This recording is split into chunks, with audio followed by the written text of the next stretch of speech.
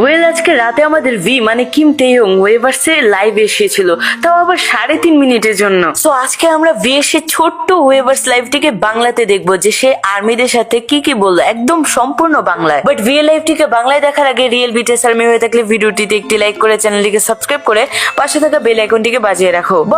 But fake army হলে এসব করার দরকার নেই, চিন্তা নেই। তো সবার ফার্স্টে ভি লাইভটাকে অন করে, দেন ভি আর্মিদেরকে বলে, আর্মিরা জানো আমি আজকে লাইভটা এই জন্যই অন করেছি কারণ আজকে আমি তোমাদের অনেক মজার কিছু বলবো এবং দেখাবো, যা দেখলে এবং শুনলে তোমাদের মজা এসে যাবে। সো আমি তোমাদেরকে বেসিক্যালি একটু ধারণা দিই। ভি এসেছিল একটা জিনিস নিয়ে শো অফ করার জন্য। তো সেটা কি নিয়ে ভি বলছে, দেখো ভি বলে, দেখো আমি না একটু আগে ট্যাক্সি নিয়ে বাড়িতে ফিরছিলাম, তো ট্যাক্সি ড্রাইভারটা ছিল একজন আঙ্কেল। তো তিনি আমাকে দেখে অনেক বেশি খুশি হয়ে যায় এবং তিনি বলেন, টেহাং তুমি কি জানো আমার কাছে অনেকগুলো গিফট রয়েছে। পরে ভি একটু কনফিউজড হয়ে বলে যে কি, কার জন্য গিফট। ভি আর্মিদেরকে বলছিল এই কথাটা। ভি লাইভে বলে, তখন আমি ওই আঙ্কেলটার কাছে বললাম কার জন্য গিফট এটা। পরে ওই ট্যাক্সিওয়ালা কাকু নাকি ভি কে চকলেট গিফট করেছিল, তাও আবার অনেকগুলো, ক্রিসমাস উপলক্ষে। সো ভি তো সেই সময়টাতে অনেক বেশি হ্যাপি হয়ে যায় এবং খুশি হয়ে পড়ে। টেয়াং এতটাই বেশি খুশি হয়ে যায় যে সে ট্যাক্সি আঙ্কেলকে